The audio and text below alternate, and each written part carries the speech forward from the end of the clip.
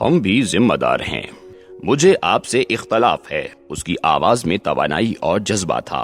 मैंने मुस्कुराकर जवाब दिया, इख्तलाफ जरूर होना चाहिए। इंसान अल्लाह ताला से भी इख्तलाफ करता है। मैं और आप क्या हैं? वो रुका, हंसा और बोला, आप मुझे फलसफा बेगैरती सिखा रहे हैं। मैं मौत को कॉम्प्रोमाइज पर फौकियत दूंगा। उसकी आवाज में यकीन था। मेरी जात में 3 बड़ी खामियां हैं। मैं किसी भी शख्स को उस वक्त तक मशवरा नहीं देता जब तक वो मशवरा मांगता नहीं है। दूसरा, जब कोई शख्स पूरे यकीन के साथ बात कर रहा हो तो मैं पीछे हट जाता हूँ, बहस नहीं करता। और तीसरा, मैं सर्वाइवल को अहमियत देता हूँ। मेरा ख्याल है इंसान का सबसे बड़ा कमाल उसकी सर्वाइवल है। हम हर किस्म के हालात में सर्वाइव कर जाते हैं। अमेरिका ने 1945 में नागासाकी और हिरोशिमा पर एटमी हमला किया था, लेकिन हमले से अगले दिन भी ये दोनों शहर खुले थे और लोगों ने मार्केट से उस दिन भी खरीदारी की थी, खाना भी खाया था, सड़कों पर गाड़ियां भी चली थीं और लोग दफ्तरों में भी गए थे। ये है इंसान। हम इंसान चेरनोबिल के एटमी दोज़ख में घुसकर उसकी रिपेयरिंग भी करते हैं और वापसी पर स्ट्रेचर पर लेटे लेटे कोका कोला भी पीते हैं। लिहाजा इंसान सरवाइव करता है,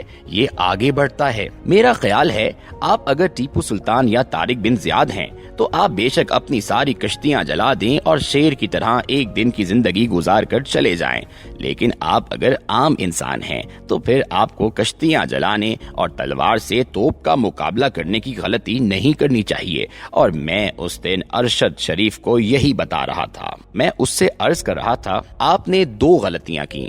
आपको शहजाद अकबर की हर फाइल से इंकलाब तुलू होता दिखाई देता था और आप यकीन की इमरानी मंजिल पर पहुंचकर ये भूल गए थे। रियासत हकाइक और बयानिए से बड़ी होती है। ये एक वक्त में मुजाहिदीन की इंडस्ट्री बन जाती है। ये नेब्रास्का से जिहाद की तारीफ और मदारिस का सिलेबस दरामद करती है और पूरे मुल्क को जिहादी कॉर्पोरेशन बना देती है। और फिर जब वक्त बदलता है तो वही रियासत अपनी तख्लीक को चुन चुन कर मार देती है या अमेरिका के हवाले कर देती है। मियां नवाज शरीफ एक वक्त में बेनजीर भुट्टो और आसिफ अली जरदारी के खिलाफ मुकदमात बनाते हैं और फिर उसी बेनजीर के साथ मीसाके जमहूरियत करते हैं। चौधरी ज़हूर इलाही जनरल ज़ियाउल हक से वो कलम मांग लेते हैं जिससे उन्होंने जुल्फ़िकार अली भुट्टो की फांसी की तारीख तय की थी और फिर उन्हीं के साहबजादे आसिफ अली जरदारी के सियासी इत्तेहादी बन जाते हैं। जनरल मुशर्रफ एक वक्त में दावा करते हैं, बेनजीर और नवाज शरीफ मेरी मैयत फलांग कर ही पाकिस्तान आ सकते हैं, और फिर वही मुशर्रफ मोहतरमा के सामने बैठकर NRO पर दस्तखत करते हैं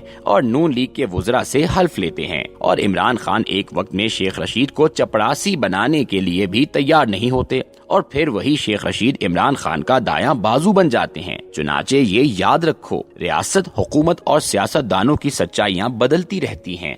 हम सिर्फ सहाफी हैं। हमारा काम रिपोर्ट करना और राय देना होता है। हम कमेंटेटर हैं, खिलाड़ी नहीं हैं। हमें पार्टी नहीं बनना चाहिए और आपने खिलाड़ी बनकर पहली गलती की और आप अब अपनी गलती पर डट कर दूसरी गलती कर रहे हैं। आप इजी हो जाओ। शहजाद अकबर रकम और फाइलें समेट कर फरार हो चुके हैं और उनके तमाम हकायक सारे सच वक्ती थे। वक्त गुजर चुका है और आप किसी दिन अपनी आंखों से मियां नवाज शरीफ, आसिफ अली जरदारी और इमरान खान को एक टेबल पर बैठा भी देखोगे। लिहाजा मेरा मशवरा है, आप लंबी सांस लो और जिंदगी में आगे बढ़ो। अरशद शरीफ घंटों दूसरों की बात सुन सकता था। वो मेरी बात भी इत्मीनान से सुनता रहा। मैं खामोश हुआ तो वो बोला, मुझे आपसे इख्तलाफ है। आप मुझे फलसफाए बेगैरती सिखा रहे हैं और मैं मौत को कॉम्प्रोमाइज पर फौकियत दूंगा। मैं ये सुनकर आदतन पीछे हट गया और यूं बहस खत्म हो गई। लेकिन हालात क्योंकि फलसफे को मानते हैं और ना ही ये गैरतमंद होते हैं, चुनाचे अरशद शरीफ हालात की चक्की में पिसता चला गया।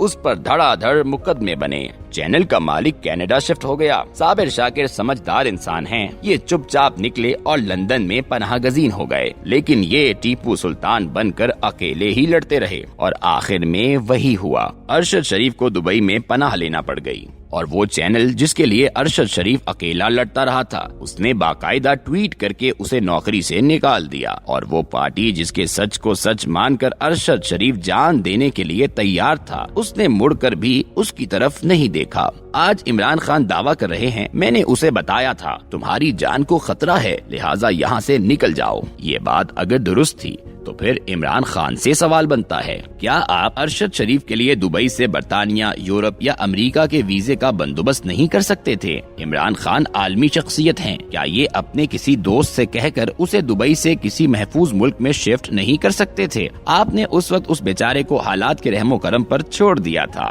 لیکن آج آپ اس کا تابوت اٹھا کر پھر رہے ہیں۔ آپ کو شاید اپنی سیاست چمکانے کے لیے زندہ ارشد شریف نہیں چاہیے تھا، ایک لاش چاہیے تھی، اور آپ کو وہ مل گئی، اور آپ اب اس لاش کو سیاست کے چوراہوں میں رکھ کر بیچ رہے ہیں۔ آپ کو اگر واقعی ارشد شریف سے ہمدردی تھی، یا آپ اگر واقعی اسے پاکستان کا سب سے بڑا صحافی سمجھتے تھے، تو آپ کو اس کا ہاتھ اس وقت پکڑنا چاہیے تھا جب اسے آپ کی ضرورت تھی۔ آپ اسے دبئی سے ملیشیا ہی بھجوا دیتے۔ مہاتیر محمد آپ کا استاد تھا، یا آپ اس کا رابطہ ڈونلڈ ٹرمپ سے کروا سکتے تھے، جس کی الیکشن کیمپین کر کے آپ نے اپنے ملک کی سفارتکاری تباہ کر لی، یا آپ دبئی حکومت ہی سے بات کر کے ارشد شریف کے لیے سپیس پیدا کرا لیتے، یا پھر آپ صدر عارف علوی کو درمیان میں ڈال کر ارشد شریف کی واپسی کا راستہ کھول دیتے۔ آپ نے اس وقت اپنے پسندیدہ ترین صحافی کے لیے کچھ نہیں کیا، لیکن اب آپ اسے جھنڈا بنا کر اپنے جلسوں میں لہرا رہے ہیں۔ کیا یہ ظلم نہیں؟ ارشد شریف ایک محنتی، انتھک، نڈر اور بے باک صحافی تھا۔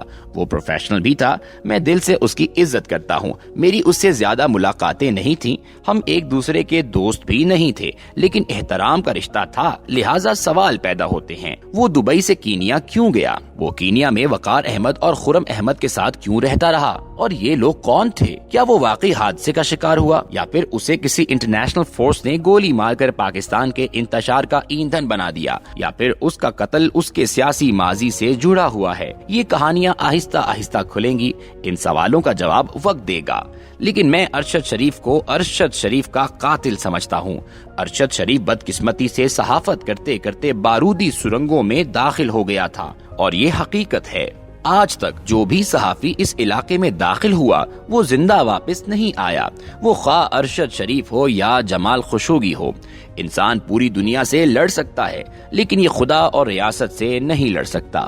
ہمیں ریاست کو ٹھیک ضرور کرنا چاہیے، اس کی غلطیوں کی نشاندہی بھی ضرور کرنی چاہیے، مظلوم کا ساتھ بھی دینا چاہیے، اور معاشرے کو بہتر بنانے کی جنگ بھی ضرور لڑنی چاہیے، لیکن ریاست کے ساتھ نہیں ٹکرانا چاہیے۔ انسان سٹیٹ لیس ہو کر زندہ نہیں رہ سکتا۔ آپ اسی طرح اللہ سے بھی شکوہ ضرور کریں، اس کی توجہ کے لیے گھنٹیاں بھی بجاتے رہیں، مگر اسے ناراض کرنے کی غلطیاں نہ کریں، کیونکہ اگر وہ ناراض ہو جائے تو پھر وہ Shah Iran, Gaddafi family, Saddam Hussein اور اشرف غنی جیسے لوگوں کو بھی گلی گلی میں ذلیل کر دیتا ہے۔ یہ حقیقت ہے۔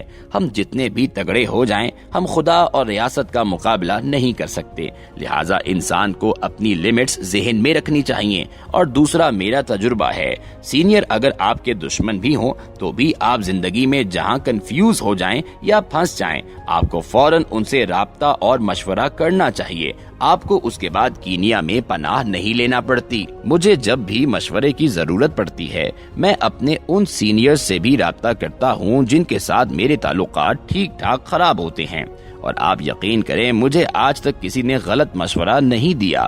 کاش ارشد شریف بھی مجیب الرحمان شامی، عطاء الحق قاسمی، طلعت حسین یا حامد میر کے پاس چلا جاتا، یہ شکیل انجم یا افضل بٹ کے پاس آ گیا ہوتا، تو شاید ہم آج اس کا جنازہ نہ پڑھ رہے ہوتے، اور شاید غلطی ہم سب کی بھی ہے، ہم نے بھی اس کو اکیلا چھوڑ دیا تھا۔ کاش ہم ہی آگے بڑھ کر اسے روک لیتے، ہم ہی اسے سمجھا لیتے، لیکن شاید ہم بھی تماش بین ہیں، ہم بھی اس کی صورتحال کو انجوائے کر رہے تھے۔ افسوس ہم ارشد شریف کو نہیں بچا سکے۔